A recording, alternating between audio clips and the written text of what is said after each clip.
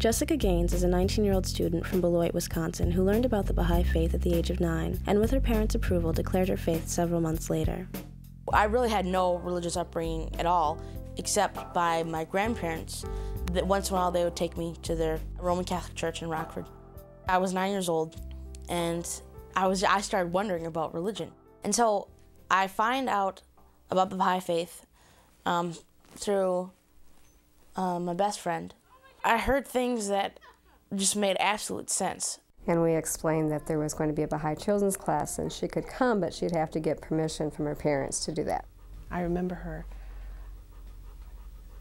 being excited about it and you know, the ideas in it were exciting to her. I had never met a group of people like that who were so accepting and encouraging. I think I went for about 3 or 4 months, and I woke up one day and I thought, why aren't I a Baha'i yet? Again, I thought, well, this will be interesting because it's one thing for parents to let her come to class, but now for her to say, I want to be a Baha'i, I thought, you know, I'm not sure that this is going to go over. In order to investigate for myself what the religion was about, I'd have my mom help me read some prayers, and so she had learned a bit about it, and my dad investigated a bit about it, and I asked them, well, can I become a Baha'i? If she could understand enough to want to be a Baha'i at that age and to take the initiative to do it, you know, it was a pretty impressive thing. And I know that once you become a Baha'i, it's not instantaneous. You're like, oh, I'm Baha'i, everything's fine now. You know, it takes a long time. You have to do it yourself. You have to investigate yourself. You have to dig down, see what's going on in yourself. It's made a huge difference in her life. And I think mostly because of the Baha'i faith, she is a very grounded person. She has a lot of confidence that I think comes from being a member of a community whose values are, you know, so admirable. I'm actually thinking about joining myself. I'd say one of the biggest tests in my life was when my parents got divorced. The Baha'i faith really did get me through that time, like it got me through so many other times. It's all about, life isn't about what happens to you. Life is about how you deal with what happens to you. Here are some more basic facts about the Baha'i faith. Baha'is are followers of Baha'u'llah, whose name means the glory of God. Baha'is believe that Baha'u'llah was that promised one of all religions, chosen by God to reveal his laws and to bring peace on earth.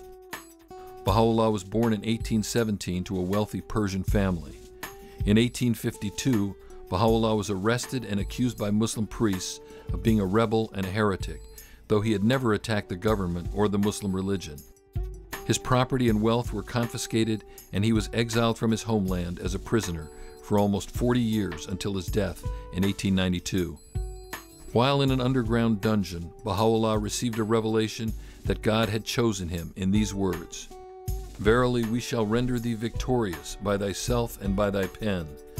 Grieve not for that which hath befallen thee, neither be thou afraid, for thou art in safety."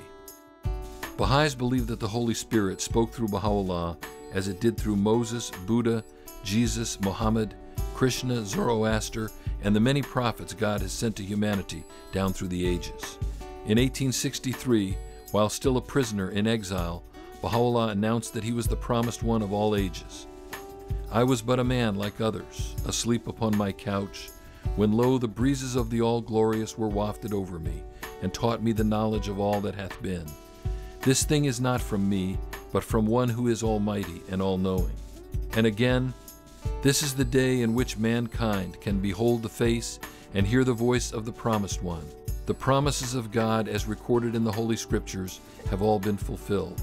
Soon will the present-day order be rolled up and a new one rolled out in its stead."